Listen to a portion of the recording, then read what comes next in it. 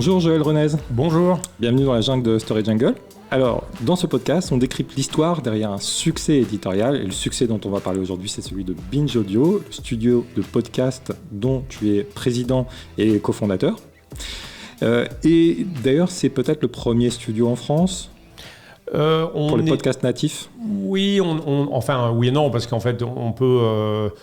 tout le monde va trouver à un moment donné quelqu'un qui était toujours là avant. Par exemple, Arte Radio est là depuis 20 ans et c'est donc une maison de production de podcasts natifs, éditeur.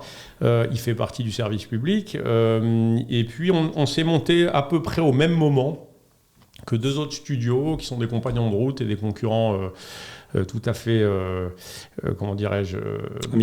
amicaux. Et en fait, on se mène une compétition acharnée, mais tout à fait fraternelle, ou sororale. C'est Nouvelles Écoutes, qui a été fondée à peu près à la même période. Et aussi...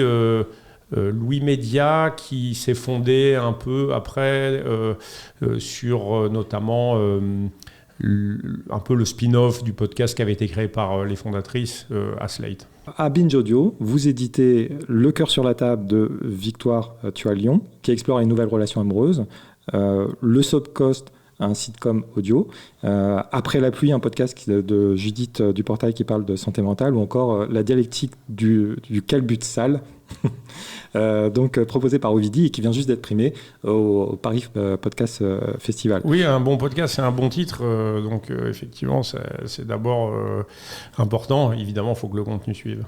Et par ailleurs, à Binge Audio, vous êtes désormais éditeur. Vous venez de sortir un livre, notamment Wokistan. Bienvenue au Wokistan. Bienvenue au Wokistan, qui a un recueil d'une trentaine de textes. Tout à fait. On a une activité d'éditeur.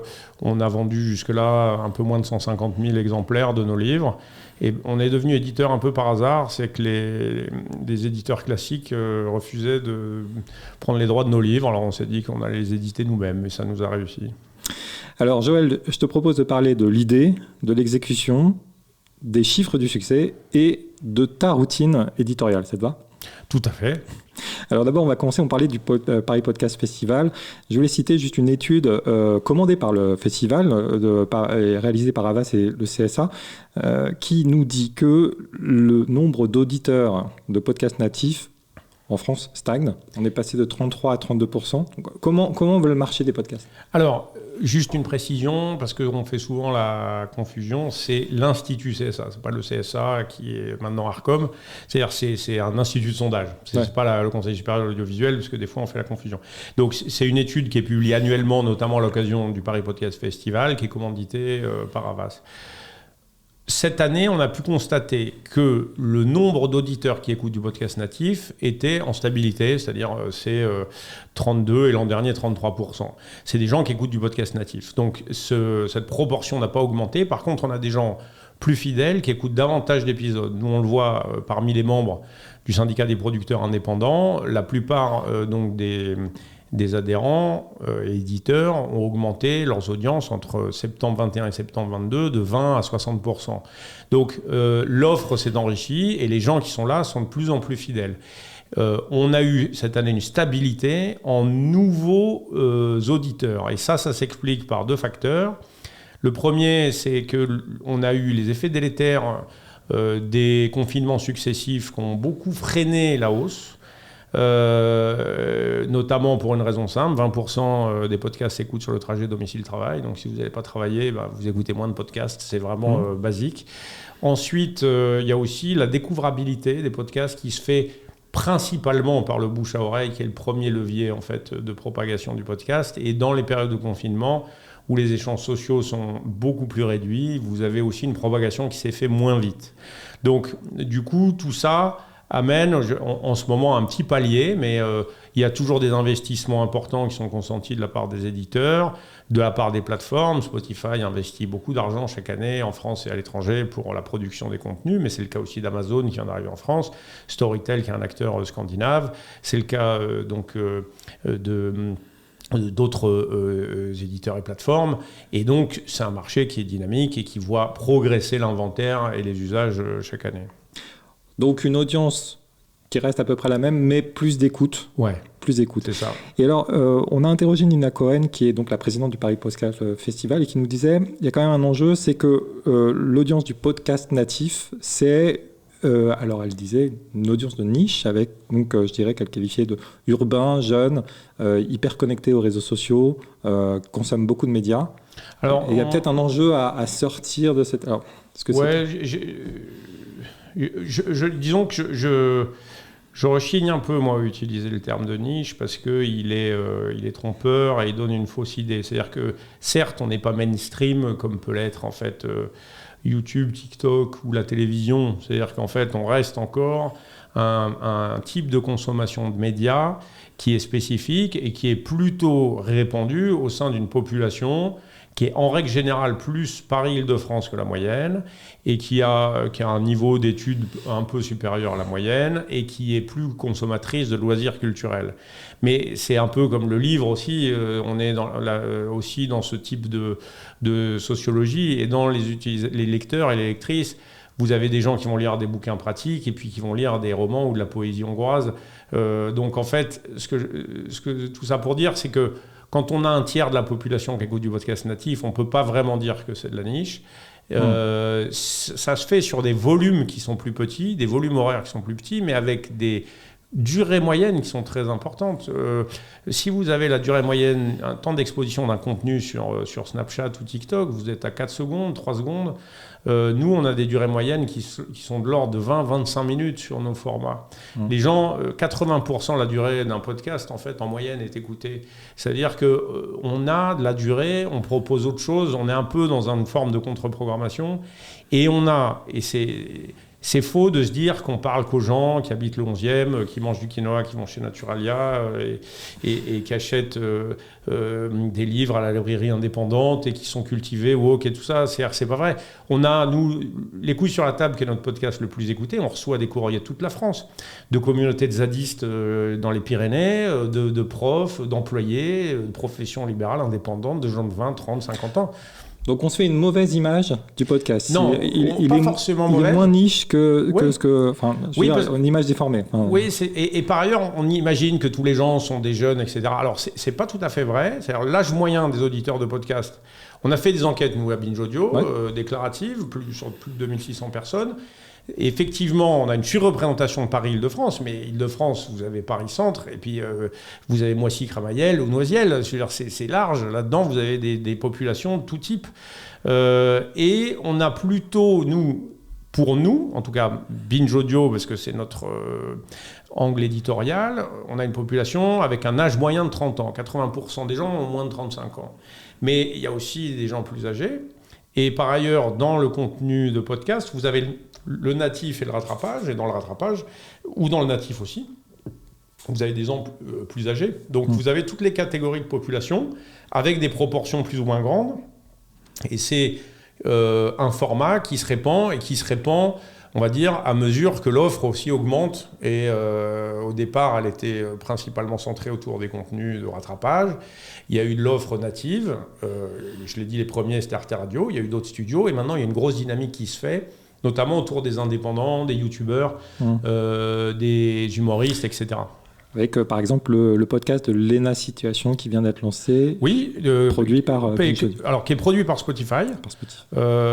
Et effectivement, Binge Audio apporte son concours à cette production.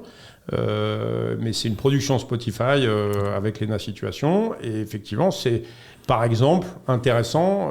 C'est une grosse production. C'est beaucoup d'épisodes, c'est capté, etc. Et ça vise aussi, quelque part, à convertir une population à écouter du podcast.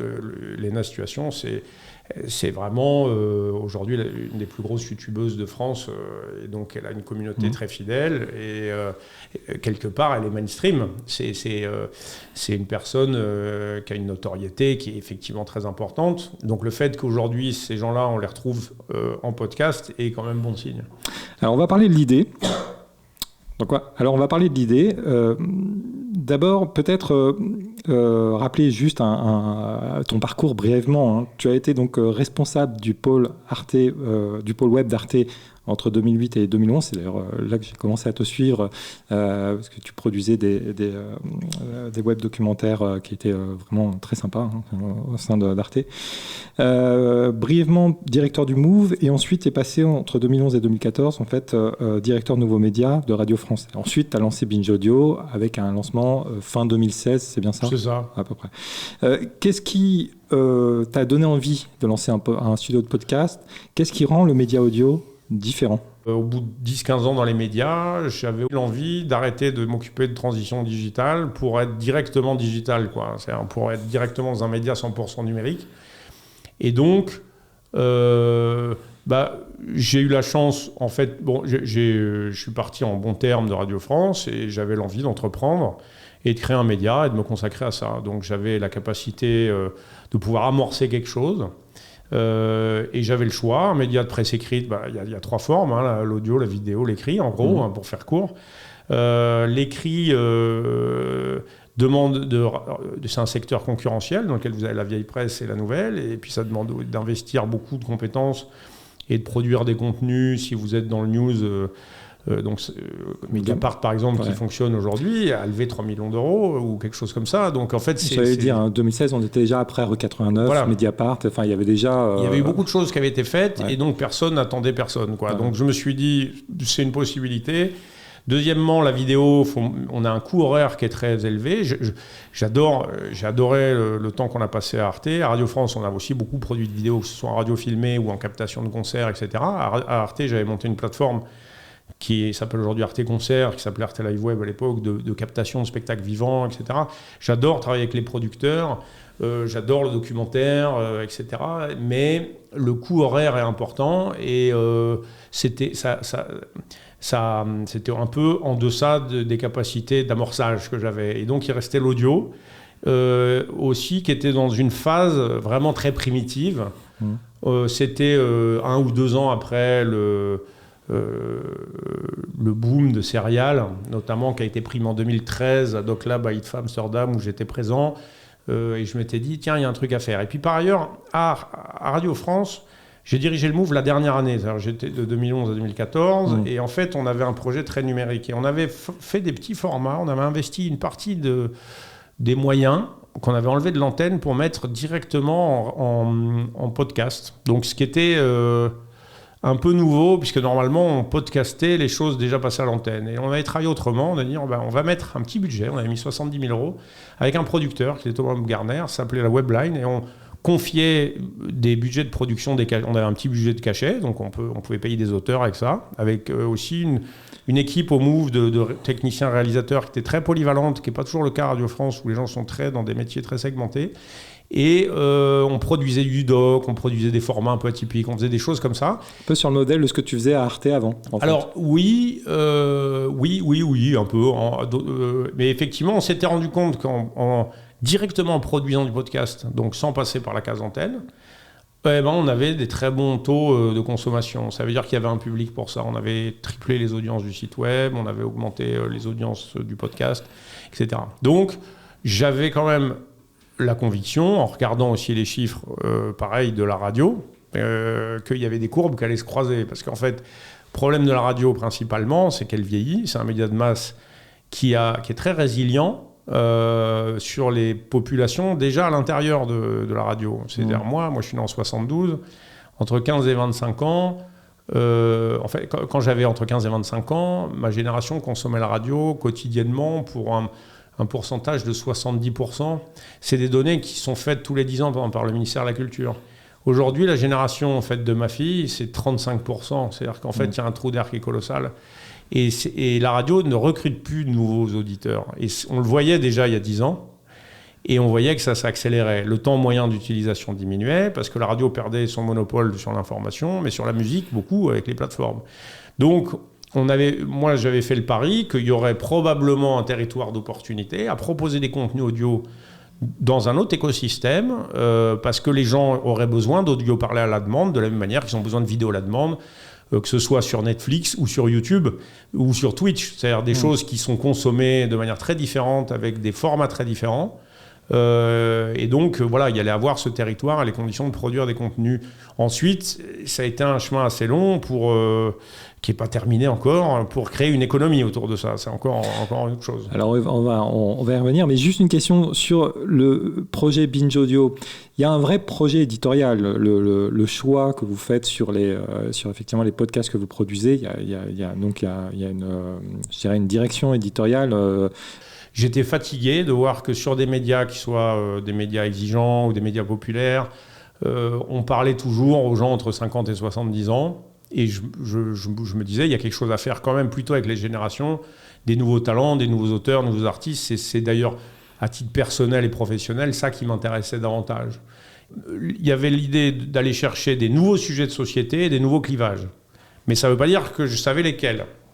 Justement, parce que je suis de 72, je suis né en 72, et donc forcément, moi, dans le métier, j'ai toujours dit, métier des médias, à 40 ans, vous êtes un ringard. Donc en fait, il faut bien avoir en tête ça à partir du moment où vous commencez à bosser dedans. Il ne faut surtout pas essayer de diriger les rédactions et imposer vos idées après l'âge fatidique et canonique de 40 ans. Par contre, vous pouvez être très utile. Vous pouvez créer les conditions pour que les gens aient les idées. Vous pouvez les contredire. Vous pouvez essayer de faire en sorte de trouver des angles. Vous pouvez essayer d'être convaincu quand vous ne l'êtes pas par des idées qui ont l'air au premier abord pas forcément finies. Vous pouvez... ça, c'est votre boulot. Mais vous n'êtes pas là pour imposer les sujets. Sinon, vous faites un média pour vous et donc pour les vieux. Et donc, sur la foi de cette première analyse, c'était de dire, faisons quelque chose pour les 20-35.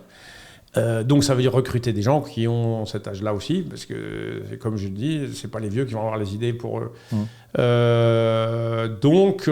Et puis aussi, comme on est dans une petite économie, il n'y a que les gens qui sont en début de carrière qui peuvent travailler aussi dans ces tarifs-là, parce qu'en fait, si vous voulez des gens qui sont déjà accomplis, le barème n'est pas le même. Donc c'est pour des bonnes et des mauvaises raisons qu'on a travaillé comme ça. Et effectivement, ensuite, on a travaillé d'abord, on a lancé des talks de pop culture, parce qu'on considérait que la pop culture était méprisée par la grande presse. Donc, c'est-à-dire le hip-hop, qui était la musique majoritaire commercialement parlant, mais qui avait peu de droits de cité à la radio, à la télé, de la même manière qu'on a fait une émission aussi sur YouTube, sur les youtubeurs, parce qu'ils étaient maltraités quand ils allaient dans les talk shows.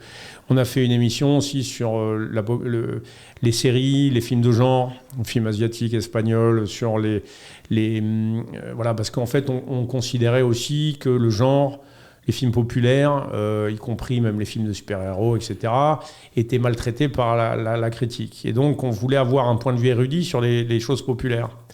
Donc on a commencé comme ça aussi parce que le talk, c'est ce qui coûte le moins cher. On mettait des gens autour de la table et vous les faites discuter. Et puis on a petit à petit, de fil en aiguille, ensuite été sur des formats documentaires plus narratifs et ensuite sur les sujets de société. Il a fallu passer par toutes ces étapes pour créer une marque. Et une fois que vous avez cette marque, c'est les talents qui sont venus tout seuls. Alors justement, voilà, c'est la question que je voulais te poser. On est toujours sur l'idée, on va passer à l'exécution. Mais comment tu sélectionnes les projets ?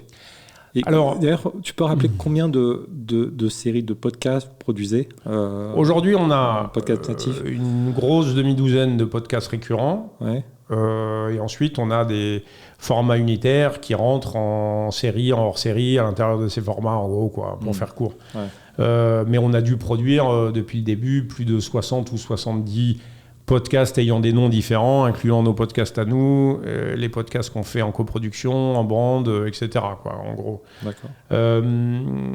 Et effectivement, on a aujourd'hui, on va dire, les grandes lignes. On a du récit d'actualité, donc programme B. On a des formats de société, donc la question, on va dire plutôt à visée déconstructionniste, si on utilise des termes intersectionnels, c'est-à-dire les questions de masculinité, les questions raciales, les questions d'égalité sexuelle, LGBT+, etc. Donc qui analyse en fait, on va dire, les phénomènes de domination au sein de la société et qui essaie de les expliquer, en gros. Et ça, c'est vraiment, c'est ce que je disais tout à l'heure, c'est des clivages qui nous ont été amenés par les auteurs et les autrices. On dit, ça c'est le sujet, j'ai envie de parler de ça et je sais le documenter. Le coup sur la table, c'est pas une création géniale de Binge Audio, c'est Victoire Toyon qui avait ça en elle et qui souhaitait avoir un lieu pour en parler. Et donc, c'est elle qui a amené cette idée. C'est elle qui a amené l'idée de travailler sur les relations ensuite. C'est Rocaille Diallo qui a amené l'idée, avec Grassley, de travailler sur les questions raciales. C'est Camille Regage qui a amené l'idée de travailler donc sur l'hétéronormativité, etc. C'est des termes en fait qui ont l'air savants, mais qui sont vraiment les clivages des populations aujourd'hui qui écoutent du podcast et qui du coup aussi achètent les livres, non nos livres, mais pas que. C'est ce qui a fait le succès, par exemple, de toute la littérature d'essai féministe, ou le podcast de Lorraine Bastide, le bouquin donc, de Mona Chollet, Sorcière, etc. C'est-à-dire qu'en fait, ça, c'est des choses sur lesquelles nous, nos auteurs et nos autrices, nous ont amené assez tôt ces idées-là. Et on a été une caisse de résonance, un lieu pour ces programmes, pour être produits. Évidemment, on a fait notre boulot de producteur, c'est-à-dire faire en sorte que ce soit compréhensible, accessible, techniquement intéressant, éditorialement intéressant, etc. Voilà, on a fait ce boulot. Mais comment tu les choisis ? Comment on choisit ?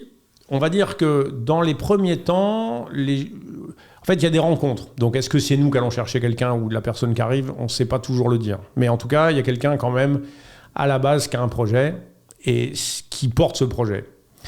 On va dire qu'on a une proportion qui pourrait être équivalente entre les projets qui nous ont été amenés et proposés par des gens qui avaient accès à nous, soit parce qu'ils ont trouvé notre mail, soit parce qu'ils étaient dans notre proximité, et des choses sur lesquelles nous, l'équipe de production, la rédaction, s'est dit, via une succession de réflexions, de séminaires, etc., une vision stratégique, on s'est dit, il y a quelque chose à faire sur ce sujet, il y a une opportunité, trouvons quelqu'un pour travailler là-dessus, trouvons un format, trouvons une idée. Donc c'est vraiment un mélange des deux. Je ne sais pas dire exactement, il n'y a pas de recette miracle. Si on prend nos derniers podcasts... C'est un long process, c'est pas vous n'avez pas un comité qui va sélectionner. Si, alors on a, en gros, l'éditorial, on est une petite maison, moi, je dirige ce qu'on pourrait appeler je suis directeur des programmes, donc je m'occupe du développement et on va dire du contenant, c'est-à-dire le format, etc. Et ensuite, on a une rédaction qui est dirigée par mon associé David Garzon, qui lui va s'occuper du contenu, qui en programme, de quoi on parle, la forme, qui va travailler plus étroitement avec les auteurs et les autrices. En gros, c'est les deux personnes qui sont tout le temps à la manœuvre, mais après, on va solliciter en interne l'équipe des productrices, les rédac-chefs, sont Victoire Toyon, Thomas Rozek, pour avoir un point de vue sur tel ou tel format. Et on lance peu de programmes, on en lance un par an, des fois deux. Donc, on travaille un peu de manière collective et collégiale. C'est-à-dire, on va faire, refaire, on va monter un groupe projet. Ce groupe projet va écouter, on va sélectionner les auteurs, enfin, on va recueillir des points de vue, on va faire des pilotes. Voilà, ça se passe comme ça. Donc, c'est David et moi qui sommes un peu à la manœuvre pour le suivi. Mais par contre, c'est pas forcément à l'initiative et dans l'exécution finale. Et par ailleurs, je précise qu'on a techniquement un comité éditorial qui se réunit tous les mois, dans lequel on a à voir les deux personnes que j'ai citées, les deux rédac-chefs, Victoire Toyon, Thomas Rozek. On va avoir la responsable marketing, la responsable chargée de développement audiovisuel, et puis la directrice générale. Grosso modo, c'est un comité de 6-7 personnes où on va évaluer les programmes en cours, essayer de détecter les prochaines idées, et éventuellement faire un point sur des projets qui nous sont proposés. Mais on en reçoit 2-3 par jour. Tous les projets ne passent pas en comité éditorial. C'est ce que j'allais dire. Vous recevez beaucoup de propositions. Oui. Il y a beaucoup de gens qui veulent lancer leur podcast et qui cherchent effectivement à être produits. Tous les projets. En fait, c'est arrivé que par mail arrivent des projets qu'on a produits. Par exemple, Sarah Vildeuil, on a fait un programme documentaire qui s'appelle L'enfant déraciné, sur les enfants de la Creuse qui avaient été déportés par le gouvernement français pendant les années 60, 70, 80. Et elle nous a envoyé un mail. Elle dit, je pars à la Réunion dans 10 jours avec mon témoin, qu'est-ce qu'on fait ? On a regardé, on a dit, tiens, prends un billet d'avion, on t'envoie un micro, fais-le, quoi. Et puis on a produit cette série. C'est rare. C'est rare parce que c'est rare. D'habitude, c'est plutôt nous qui allons chercher, ou alors des auteurs qui nous amènent des projets qu'on va essayer de monter comme des projets dans l'audiovisuel, quoi. Alors justement, Joël, je te propose de passer à l'exécution. Donc, quelle est l'équipe type qui va travailler sur un podcast ? Donc vous avez décidé de lancer une nouvelle série. Alors j'imagine que ça va changer de podcast en podcast, mais Mais quand même, quel est le... Ça va être l'équipe la plus... Par exemple, quand on a lancé le Sobcast, qui est notre fiction, donc on n'avait jamais fait vraiment de fiction sur ce format, il y avait d'abord une difficulté qui était, on souhaitait lancer un format dans notre offre payante. Alors on a d'abord monté un gros projet sur l'offre payante. Vous avez la responsable du brand content, la directrice des contenus de marque, vous avez la responsable marketing, vous avez la directrice générale, le directeur de la rédaction, moi-même, qui dirige les programmes, plus c'est un projet que vous allez proposer en fait aux marques. Non, c'est d'abord... Ou c'était un brief entrant? Non, c'était la volonté interne de dire il faut qu'on modifie notre offre payante, dans lequel on avait un podcast payant qui s'appelait La Dose. Il faut le faire évoluer et il faut essayer de faire évoluer l'offre. C'est un groupe projet qu'on monte avec les personnes que j'ai citées, parce qu'ils ont des qualités qui vont être utiles à ce groupe. Et ensuite, on travaille, on cherche des options, on cherche des idées, on cherche des auteurs, on fait écrire des scripts, on fait des réunions, des mini-séminaires, on dit ça c'est une bonne idée, oui, non. On se revoit toutes les semaines, mais ça a duré, c'est un gros projet qui a dû mettre 6-8 mois, celui-là.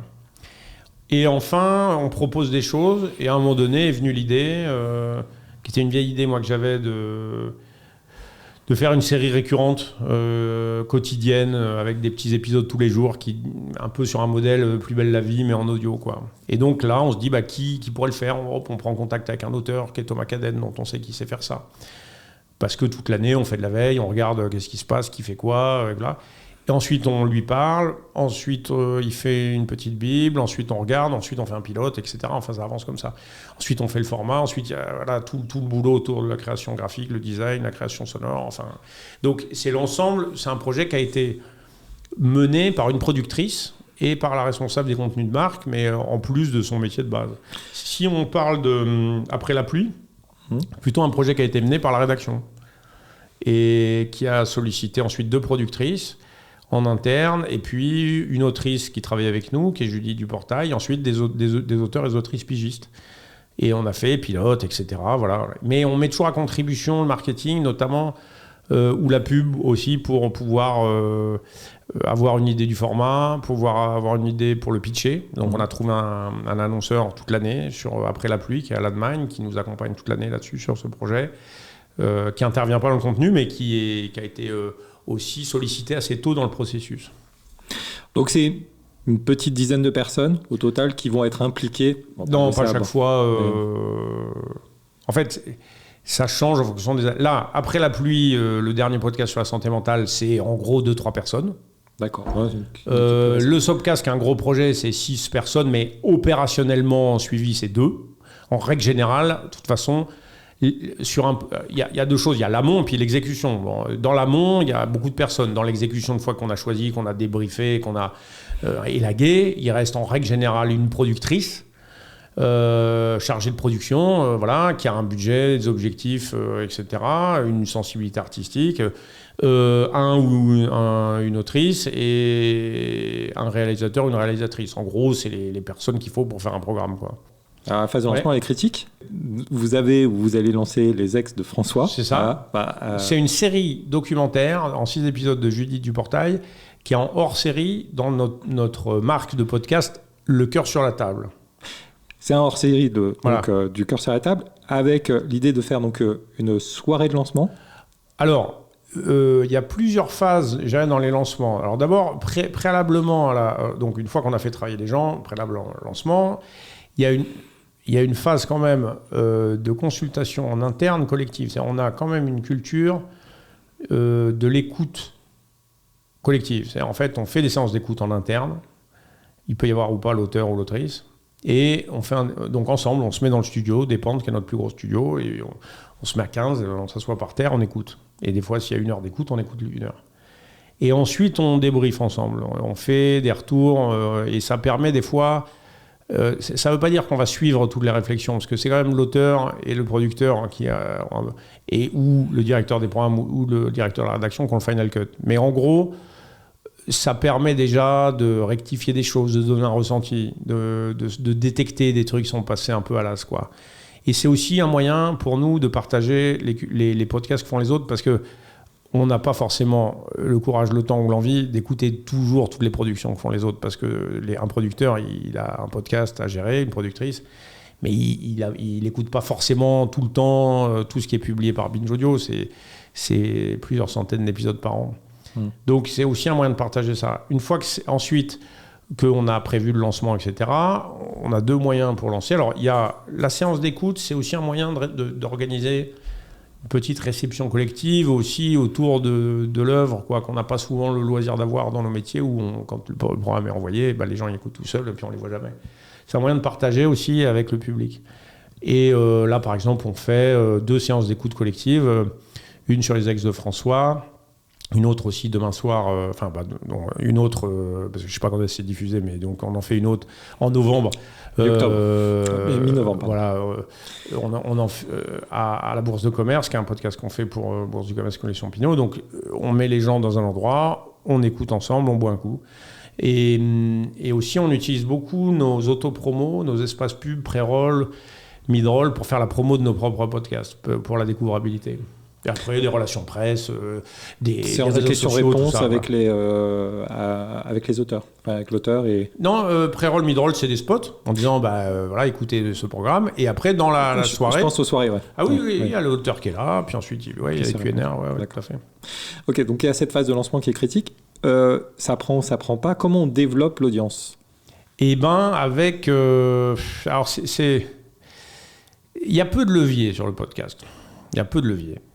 C'est vraiment... si quelqu'un a la réponse parmi les auditeurs, il peut nous l'envoyer, on va l'embaucher. Mais parce qu'en fait, il n'y a pas beaucoup de leviers. Parce qu'en fait, le marketing traditionnel, l'achat d'espace sur les réseaux sociaux, en fait, c'est un peu jeter l'argent par les fenêtres. C'est-à-dire, vous pouvez ça marche pas.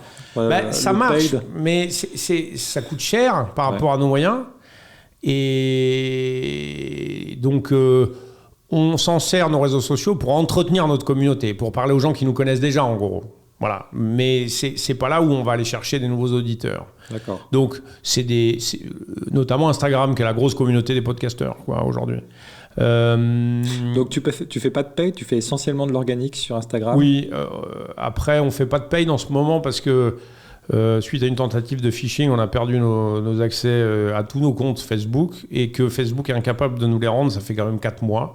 Donc en fait, on fait des économies malgré nous, mais bon, du coup, on arrive à publier via Instagram et des multiples reposts, mais c'est une situation un peu ubuesque. On fait un peu de paid. Quand on avait notre compte, on faisait 500 balles par mois pour aller essayer de forcer un peu la diff sur nos communautés, quoi, en gros. Mais en fait... pour moi, Facebook, ce système de paid, en fait, c'est largement surévalué par rapport à l'impact que ça a, parce que la transformation derrière en écoute, elle est très complexe. Donc on s'en sert plutôt pour promouvoir nos événements et pour donner nos actualités à nos communautés, en faisant le pari qu'ils vont nous trouver sur Insta, qu'ils vont s'abonner. Mais en fait, c'est pas là où vous allez transformer des gens en auditeurs. C'est pas là. C'est à 99%, c'est le bouche à oreille. C'est quelqu'un qui dîne avec vous dans un bar, enfin dans un resto, et qui est à côté de vous et qui vous dit j'ai écouté tel podcast, et vous dit bon, je connais pas, c'est quoi ? Et puis vous sortez votre téléphone et vous allez le noter sur votre Spotify, votre Apple, pour pouvoir l'écouter plus tard.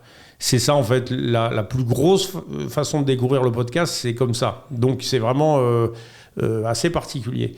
Vous n'avez pas de data parce qu'en fait on n'a pas c'est la diffusion RSS. Donc c'est très résilient parce que c'est une technologie qui est antédiluvienne. C'est juste un fichier XML, avec un lien hypertexte avec des données XML. C'est vraiment bête. Et vous n'avez pas de... Alors, Apple a les datas, Spotify a les datas sur les gens, mais nous on les a pas en fait. Et puis c'est partiel. Bon, et on peut pas cibler les gens pour leur faire écouter des choses. Mais on peut faire de la pub sur Spotify aussi en pré-roll sur d'autres podcasts, des choses comme ça. Oui, mais Spotify achète de la pub. D'ailleurs, nous, on a beaucoup de clients dans nos spots qui sont des achats qui sont faits par les autres éditeurs de podcasts pour écouter des podcasts. Et où on en achète aussi, nous, pour nos clients, chez les concurrents. Voilà, mais parce qu'en fait, pour découvrir un podcast, autant s'adresser à un endroit où il y a déjà des auditeurs de podcasts, donc, parce qu'ils vont être plus facile à transformer en auditeur que d'aller acheter de la pub en 4x3, des culs de bus ou alors du Facebook, quoi. Mais les leviers, il n'y en a pas beaucoup. Et après, il y a Les homes... Juste, ça, c'est un bon levier ou pas? Ah oui, le pré-roll. Le pré-roll sur Spotify. Ah bah nous, on a des taux de transformation pour aller écouter en utilisant le pré-roll qui sont très très bons. C'est-à-dire, si les gens ici qui nous écoutent ont un podcast à faire écouter, ils peuvent acheter du pré-roll, c'est le meilleur investissement possible. Et c'est quoi les budgets justement pour les gens qui nous écoutent une campagne, en gros, nous on est à 60 € CPM en host trade. D'accord. Donc en règle générale, c'est des campagnes 5-6 000 € bruts, hors frais techniques et frais de fabrication du spot, c'est l'entrée de gamme. Après, on a des campagnes à 30 ou 40 000 €. Et là, ce que tu regardes, c'est le nombre d'abonnés au podcast après derrière ou la conversion en écoute cumulée pour mesurer l'efficacité du levier. Ouais. Alors, vous avez aussi des prestataires qui font, des plateformes qui font justement, qui font de l'écoute, qui vous génèrent de l'écoute comme ça, en allant placer de manière contextuelle des liens d'écoute pour pouvoir permettre donc à votre podcast d'être découvert. Donc là, il y a par exemple Edisound, vous avez Bababam aussi par exemple. Ouais. Donc vous pouvez, ils ont des players, puis quand vous êtes sur une page, vous écoutez un podcast, ils vous en proposent un autre, et c'est assez efficace aussi. C'est des moyens qui sont récents, hein, c'est des technologies récentes, il y a vraiment des investissements qui sont faits là-dedans, mais ce que je veux dire, c'est que vous n'avez pas les outils que vous avez en vidéo, vous n'avez pas les outils que vous avez en e-commerce pour transformer les gens. Et surtout sur du payant, où le tunnel d'achat, en fait, pour aller sur du podcast payant, c'est une punition. C'est-à-dire, il faut... on le fait c'est facile sur Apple Podcast, que vous pouvez juste mettre votre pouce, votre empreinte digitale, si vous avez un Apple ID. Mais sinon, il faut aller sur notre site, il faut payer, il faut récupérer un lien privé RSS, il faut l'importer dans son application d'écoute. Bon, on perd des gens quand même, au passage. On a 2000 abonnés, mais il faut les chercher un par un, quoi. Et justement, la vidéo, on en parlait à l'instant, ça marche ou pas? D'ailleurs, publié sur YouTube, des extraits ou la totalité du podcast? La vidéo est un bon support pour la promotion. On fait des petites vidéos, nous, autour de nos podcasts. Pas systématiquement, parce que pour des raisons de coût. Parce que... si vous voulez faire ça bien, il faut quand même mettre les moyens. C'est donc du coup vous doublez ou triplez vos budgets horaires de production technique et c'est pas toujours possible. On est dans une économie qui est quand même contrainte. Donc sur un talk, si vous le filmez, vous êtes obligé de rajouter des équipes. En gros, pour faire un talk, 2 personnes qui parlent, il suffit d'un ingé son. Si vous filmez, il vous en faut un deuxième ou éventuellement un troisième. Donc du coup, un assistant de prod, un assistant réal, ça, donc plus l'équipement. Et donc en fait, il y a quand même cette limite. Vous pouvez le faire sur les grosses productions, pour les productions aussi, pour des clients, etc. Ça, c'est possible. Mais c'est des budgets. En général, l'intérêt de l'économie du podcast, c'est que vous avez des coureurs moins forts. Donc du coup, voilà. Je dirais, sur des talks récurrents qui sont toujours au même endroit, dans des studios où ils peuvent se filmer, oui, c'est intéressant parce qu'en fait, ils sont en mode radio filmé, c'est simple, ils ont un setup qui est facile et puis ça peut marcher. Nous, en tout cas, on fait beaucoup de volume, on fait aussi pas que des talks, on fait beaucoup de programmes montés surtout. Donc en fait, on n'a pas forcément un pendant vidéo à mettre, quoi. Oui, bien sûr. Alors, donc si on regarde justement, si on continue à dérouler, le succès. C'est quoi la métrique du succès? À partir de combien on se dit, là, c'est pas mal? Et puis, c'est lié un petit peu à l'autre question sur laquelle on va aller tout de suite, c'est aussi le modèle économique, en tout cas, voilà, les coûts. Mais déjà... On va dire que, en fait, c'est toujours... Un bon podcast, c'est combien? Si vous parlez en publicité, vous pouvez monétiser de manière convenable à partir de 100 000 écoutes cumulées par mois. 100 000 cumulées par mois. Ouais. 100 000 downloads, 100 000 téléchargements, 100 000 écoutes. En gros, nous, on est certifié ACPM. Vous pouvez avoir les chiffres sur acpm.fr. Je dirais que c'est un peu la barre qui fait que derrière, les commerciaux vont pouvoir se saisir du podcast et ils vont avoir un impact sur une campagne. Quand vous êtes en dessous, vous pouvez vous en sortir, mais en général, vous venez compléter des plans d'achat plutôt qu'être la motivation d'achat. Nous, on a des podcasts qui font 500 600 000 écoutes. Là, vous pouvez commencer à construire des belles campagnes avec des ROI qui sont corrects. Parce qu'en fait, du coup, vous avez du volume, de la répétition, de l'identification, vous allez toucher des gens et l'annonceur veut voir l'impact direct. En dessous de 100 000, c'est plus difficile, mais du coup, voilà, vous faites d'autres formats, ou alors vous avez aussi des raisons plus stratégiques, où vous touchez une communauté spécifique. À ce moment-là, c'est intéressant parce que vous allez parler à une cible. Mais du coup, le volume fait que même si vous vendez bien votre campagne et tout votre inventaire, ça reste sur des chiffres d'affaires faibles. Donc, on va dire que pour un éditeur comme nous, avec 18 personnes, je dirais que l'objectif, c'est de dépasser ces 100 000. En dessous, la question, en fait, de la rentabilité, même si nos podcasts ne sont pas analysés indépendamment que comme des centres de profit, il y a aussi des raisons stratégiques, et on monétise l'ensemble de notre image de marque, que ce soit en production pour des tiers, en événements, en édition, etc. Par exemple, un programme comme La Dose, payant, n'était pas forcément à l'équilibre sur sa partie payante, mais néanmoins, derrière, avec le pendant du volet édition, en fait, il est intéressant parce qu'on peut du coup monétiser le livre qui est tiré du podcast. Et par ailleurs, c'est un investissement stratégique vers le payant. Il y a des programmes qui font 50 000 écoutes, qui ont aussi un intérêt stratégique parce qu'ils parlent à une communauté ou de thématiques particulières.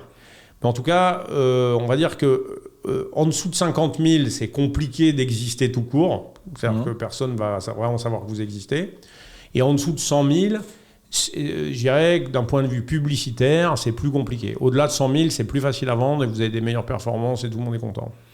Alors, rentrons justement dans le modèle économique des podcasts. D'abord, quel est je dirais, l'assiette de coûts typique ? On est sur quel volume de coûts ? Et ensuite, quels sont les modèles de revenus ? On a parlé de publicité, on a parlé aussi de podcasts payants. Et ça m'intéresse d'avoir un petit peu... En gros, si vous voulez faire du podcast professionnel, parce qu'en fait, vous avez 3 types de podcasts. Vous avez en gros, je fais court, je simplifie. Vous avez le replay. Donc ça, en fait, c'est juste dérivé d'un produit qui est amorti pour l'antenne normalement. Même si le fait de monétiser le replay va participer à l'amortissement. Mais du coup, la structure de coût principale, elle est supportée par l'antenne linéaire. Bon, que ce soit service public ou commercial. Donc, il n'y a pas de coût horaire, ou en tout cas, les coûts horaires ne seraient pas justifiés dans l'économie du podcast. Deuxième, vous avez les studios de podcasts natifs comme nous, donc avec du coup un modèle économique que je vais détailler. Et après, vous avez les indés. Et les indés, en fait, ils sont très peu en podcast à ne faire que ça. En fait, c'est des gens qui ont une activité d'artistes indépendants, de youtubeurs, etc., qui ont par ailleurs un podcast qui génère des revenus, mais qui éventuellement ne génère pas forcément de marge. Par exemple, prenez le Floodcast, c'est un podcast qui est très populaire, qui fait des grosses audiences, mais c'est pas l'activité principale d'Adrien Méniel et Flaubert. Florent Bernard, il est monétisé, il génère des revenus, mais ils ont des vrais métiers à côté. Par contre, c'est significatif, il y a de l'économie, de la monétisation. Les seuls qui ont vraiment besoin d'en vivre, parce que c'est leur activité principale, c'est les studios, c'est nous. Et là-dedans, ou les agences, parce qu'en fait, vous avez les studios, c'est-à-dire des producteurs, éditeurs de podcasts, mais vous avez aussi des prestataires qui font de la prod exé, qui font du corporate, qui font des choses comme ça. En tout cas, eux, ils doivent... leur activité principale, c'est l'audio non linéaire.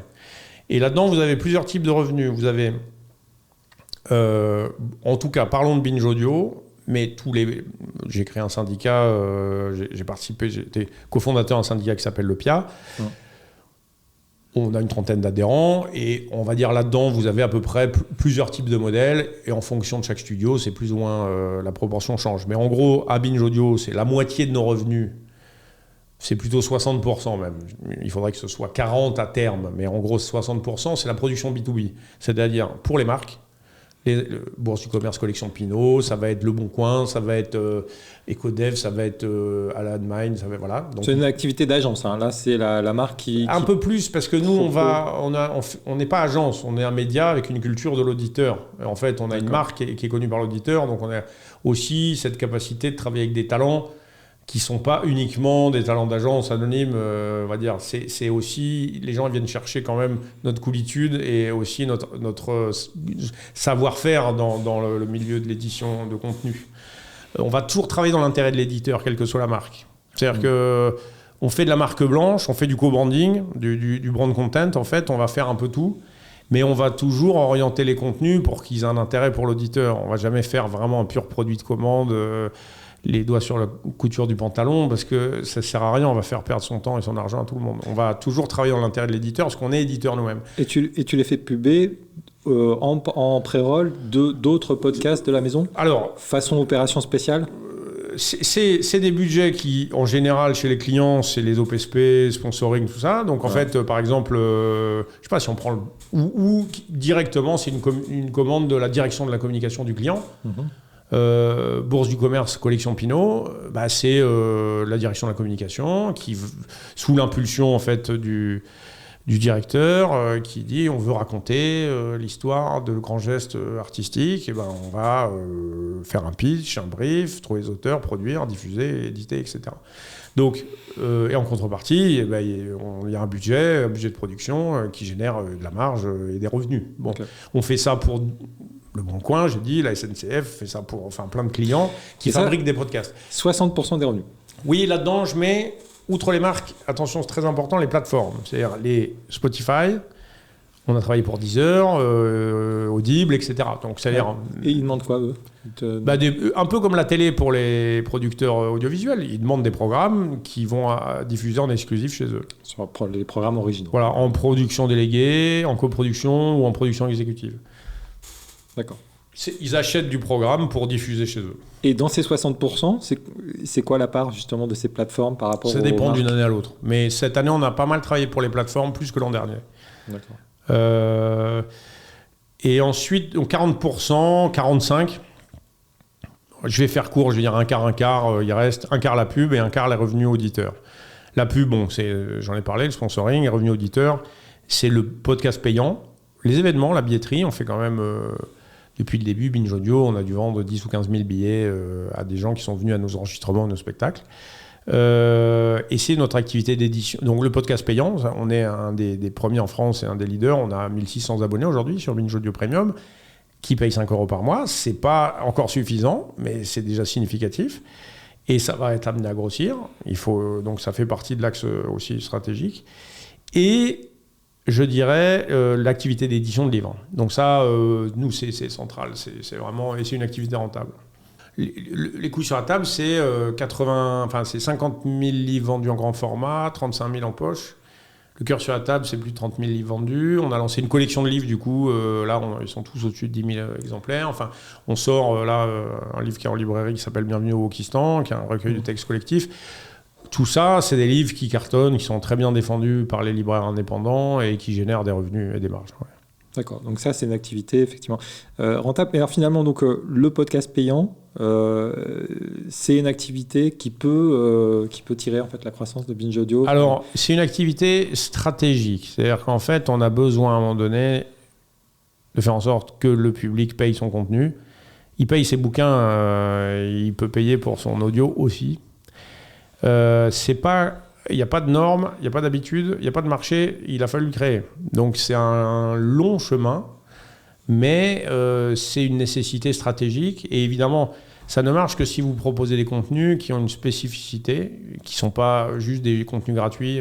Donc il y a plusieurs logiques d'adhésion dans les offres payantes, que ce soit en France ou à l'étranger. C'est soit des contenus exclusifs derrière un paywall, c'est le cas du Sopcast. C'est-à-dire si vous ne payez pas, vous ne pouvez pas avoir accès à la fiction.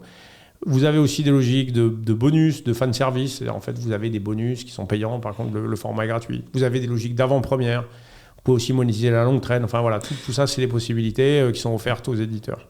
Est-ce que vous avez essayé les modèles à la Patreon, justement, de financement par des dons, en fait, de soutien de production ? Non, pas sous cette forme-là.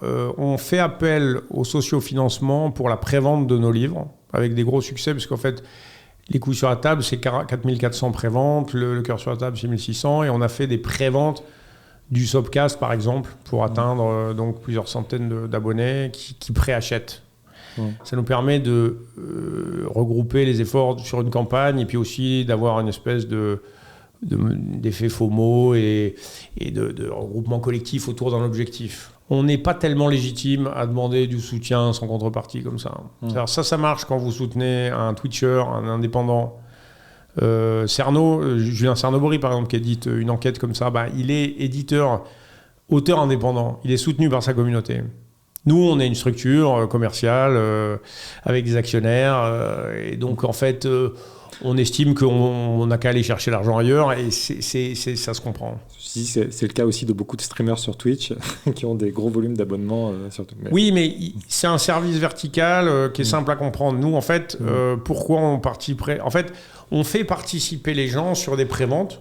Les gens écoutent gratuitement nos offres. Donc, ils sont capables de payer à partir du moment où on leur propose en contrepartie un produit de bonne qualité. Voilà. Et on a, par exemple, toujours fait payer le fait d'assister aux enregistrements.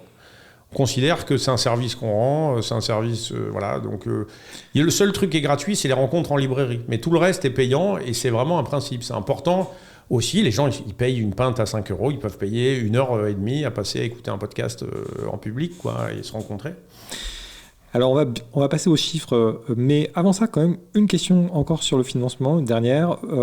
Tu évoquais le fait que tu as donc confondé avec d'autres, donc le syndicat PIA, et vous avez publié une tribune dans Le Monde en juillet, demandant en fait, allez, pour faire simple, la création un peu d'un CNC audio. C'est un peu ça l'idée, en tout cas un soutien public à la création audio. En fait, le podcast, c'est la seule industrie culturelle qui ne bénéficie pas d'aide. Et aujourd'hui, si on parle des coûts, en gros, le coût horaire d'un podcast documentaire, c'est aux alentours de 20 000 € de l'heure.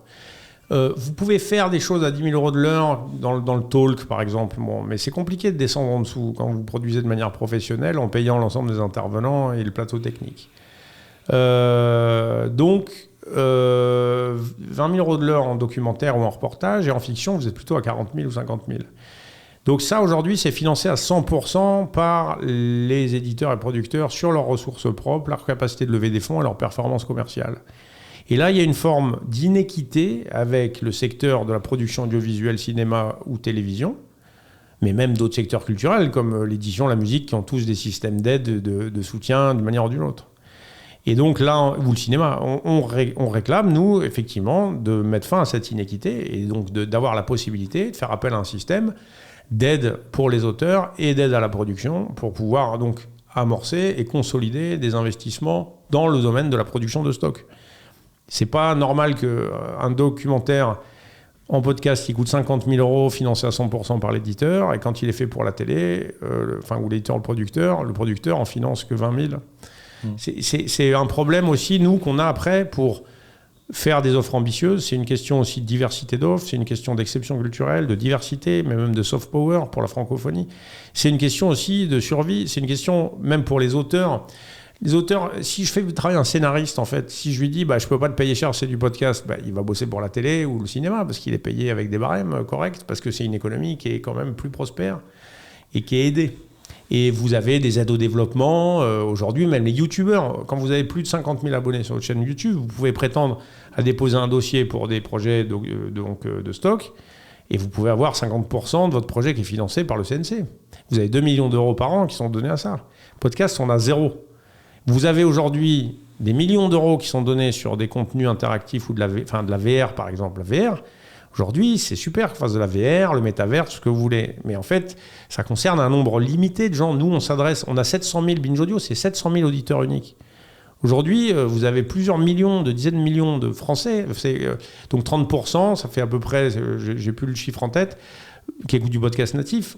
Et c'est des gens, en fait, qui, finalement, ils bénéficient que des investissements, les auditeurs, qui sont faits par les studios, ou alors les indés ou les radios. Et donc ça, c'est effectivement un point qu'on dénonce. On dit, mettez en place, on dit au gouvernement, on le dit aussi à l'ARCOM, on le dit à tout le monde, en disant, mettez en place un système qui permet de financer, en fait, la production de stock, la production exigeante, pour qu'on puisse produire des œuvres qui sont bien financées, qui rémunèrent correctement les créateurs. Ok, alors passons aux chiffres. Tu as dit 700 000 auditeurs. Auditeurs uniques, ouais, ça c'est les chiffres que nous donne ACAS, oui. C'est entre 500 et 700 000 les bons mois, quoi. Entre 500 et 700 000. Ouais. Aujourd'hui, Binge Audio, c'est une équipe de 18 personnes. C'est 18 personnes. D'accord. Le chiffre d'affaires? Alors en 2021, on a fait 2 millions d'euros de chiffre d'affaires. C'est des chiffres qu'on communique parce qu'on les a communiqués notamment lors de notre dernière levée de fonds participative avec SoWeFun. Voilà. D'accord. Et est-ce qu'on est à l'équilibre? On n'est pas à l'équilibre en 2021. Donc ça, c'est un sujet. C'est-à-dire que vous avez peu de studios, vous en avez, qui sont à l'équilibre. Mais en fait, la plupart des studios aujourd'hui dans cette phase-là ont fait le parti d'investir pour développer les contenus et l'offre, pour pouvoir donc créer de la valeur sur effectivement ce marché.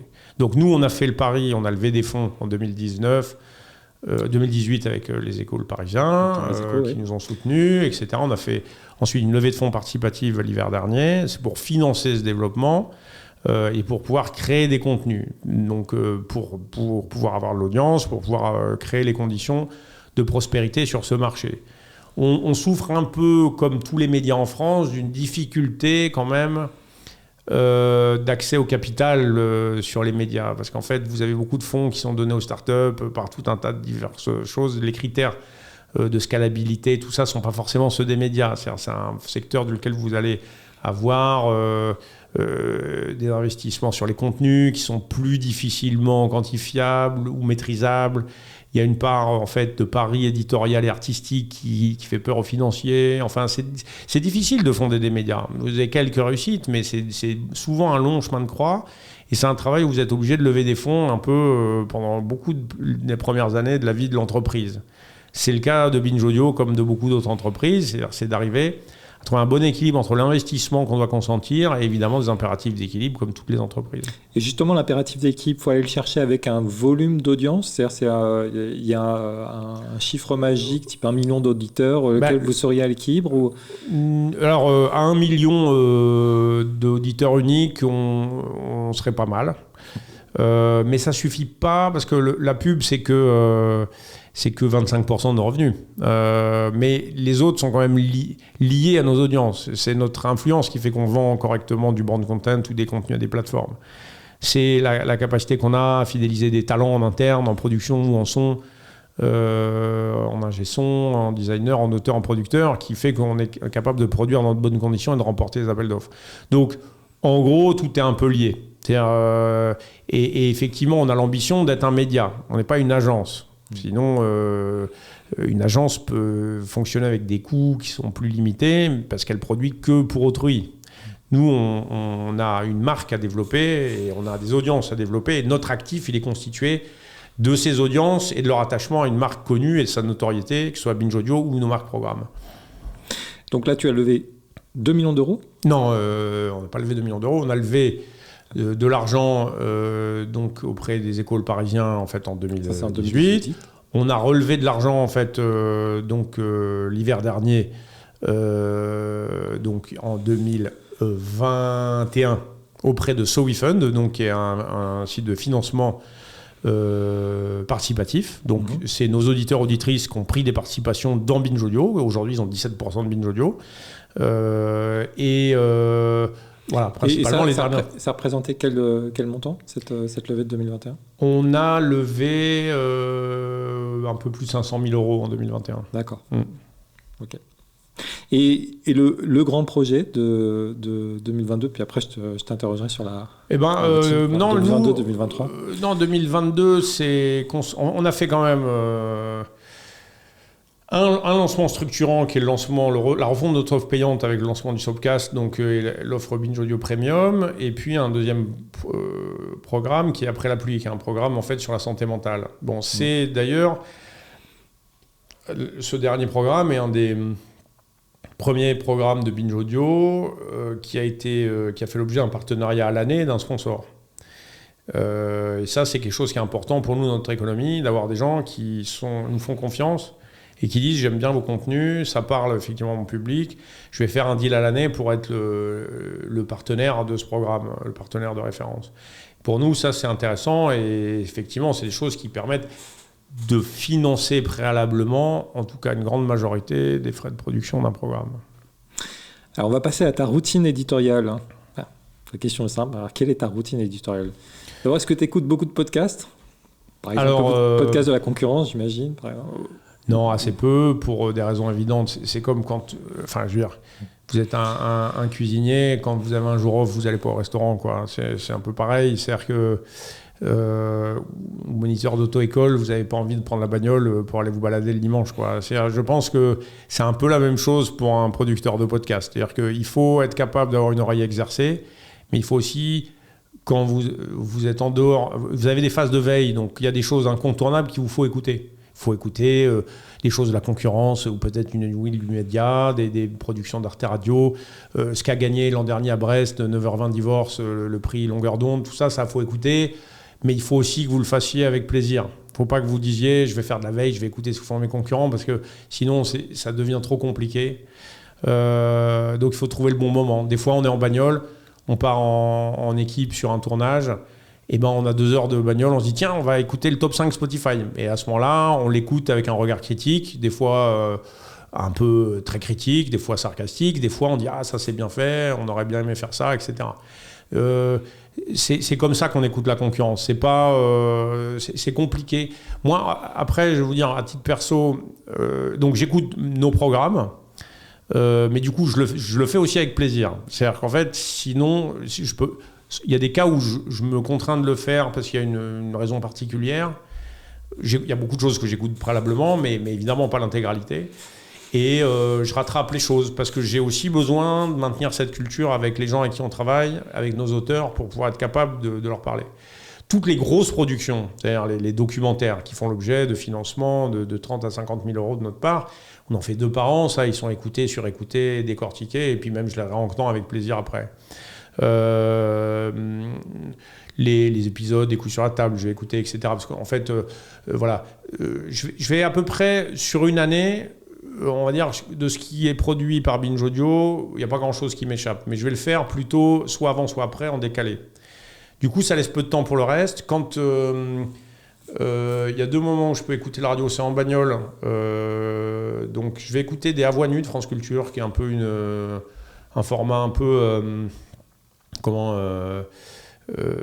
je trouve très bien fait, parce que c'est 5 fois 30 minutes, et c'est souvent des artistes intellectuels, des scientifiques, des personnalités politiques de grands niveaux, et qui vont faire un bilan en fait sur leur carrière, et c'est souvent une construction chronologique où on apprend vraiment les détails de la genèse en fait des carrières et des destins et du génie. Je trouve ça génial. Ça peut être décevant aussi des fois quand l'invité n'est pas toujours bon client, ou que l'intervieweur va intervenir à contre-temps, ça peut arriver. Bon, mais sinon, en règle générale, c'est une émission qui est bien faite. Et des fois, même sur des gens incongrus, j'ai écouté celui de Jean-Louis Debré ou de Giroud, c'est passionnant, c'est génial. On va passer 2h30 avec quelqu'un, et c'est pas souvent qu'on a l'occasion de passer autant de temps. Avec les enfants, on va écouter des affaires sensibles aussi. Avec, donc ça, pareil, en fonction des thèmes et tout, ça s'écoute assez bien. Et puis, en gros, voilà ce que j'écoute si on parle de podcast. Mais en fait, pour, on va dire, faire ce métier, on n'est pas tellement influencé par le podcast. On est influencé par les autres formats. C'est-à-dire, le cinéma va être... par exemple, on produit un documentaire avec une autrice qui s'appelle Alice Volpe. Ben, c'est son film qui nous influence. Donc, c'est ça qui nous donne envie de travailler avec elle. Donc, moi, j'aime beaucoup le cinéma documentaire. Donc, en fait, je vais regarder. C'est ça qui va me donner des idées de sujets, d'esthétique, sur la musique, sur le sujet, sur le propos, sur la voix, sur le design sonore, ou même tout simplement sur l'œuvre en général. Mais le cinéma de fiction aussi va nous donner des idées. La littérature, la presse magazine. C'est-à-dire que un article du New York Times, un article du Monde. Donc en gros, moi, ma routine, c'est pour le jeu de table, c'est quand même beaucoup de temps et trop passé sur Twitter. Ça donne strictement aucune idée, mais c'est plutôt un espèce d'addiction. Et ensuite, c'est Le Monde, l'appli du Monde, quoi. En gros, moi, c'est ma drogue à moi. Et je dépiote à peu près tous les articles, y compris des fois... sur les questions des droits de succession en Nouvelle-Calédonie, ou voilà, ou la sexualité des coccinelles, je vais tout lire. Et en ce moment, je suis beaucoup les analyses de tactiques qui sont faites par DSI Magazine et Cédric Mass sur l'Ukraine. Donc il y a des points de situation quotidiens, plutôt sur les faits tactiques et stratégiques, je trouve ça passionnant. Voilà, ma routine en ce moment, c'est celle-là. Mais faut pas citer les Échos aussi. non, alors les Échos, je lis les enquêtes parce qu'on a des abonnements. Alors, je lis après toute la presse. Hein. Enfin, on est abonné à La Croix, les Échos, le Parisien. Donc, je lis le Parisien tous les matins sur l'appli. Pareil, qui est un très bon journal, mais je dis pas ça parce que c'est nos actionnaires. Je le lisais avant, et puis de toute façon, c'est un secret de polichinelle. Toute la presse française pioche ces sujets dans le Parisien, donc c'est pas moi qui vais révéler quoi que ce soit. Les Échos, ils ont des super sujets, et notamment, il y a un très bon podcast qui s'appelle La Story, donc, qu'on a conçu, puisqu'en fait, on a travaillé avec les Échos et le Parisien pour la conception de leur format podcast. La Story, c'est une réussite colossale, c'est dans les 10 premières écoutes de podcast en France. Et donc ça, j'écoute comme code source. Et La Story, ce qui est pas mal, c'est qu'ils sont capables de faire du narratif avec des sujets économiques, c'est-à-dire des questions sur l'aéronautique, des questions sur des questions d'enjeux stratégiques, je dirais, sur des métaux rares, sur des histoires de taux d'intérêt. Et en fait, ça, c'est passionnant, ça, c'est clair. Non, routine, ensuite, en fait, ce qu'il faut, c'est toujours pareil, c'est lire. Donc, ça, c'est la routine des vacances, c'est de lire de la littérature. Parce que j'ai pas assez le temps le reste de l'année. Et effectivement, le reste de l'année, je lis beaucoup de presse et presse magazine. Après, on va citer les évidences. Enfin, je veux dire, je lis à peu près un Society sur 2. Je dis ça parce que c'est pas systématique, contrairement à beaucoup de gens qui travaillent à Binge. C'est parce que des fois, ça m'échappe. Mais par exemple, c'est aussi des sources...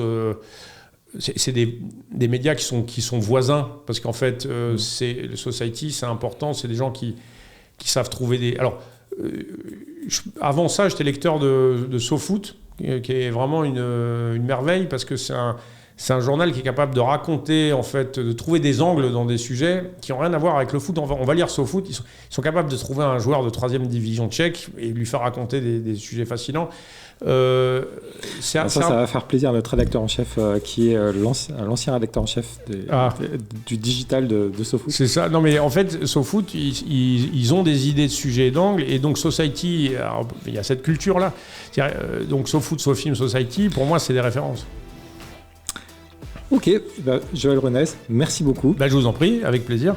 Et donc, on vous retrouve sur Binge. Alors, binge.audio, sur toutes les plateformes. Voilà.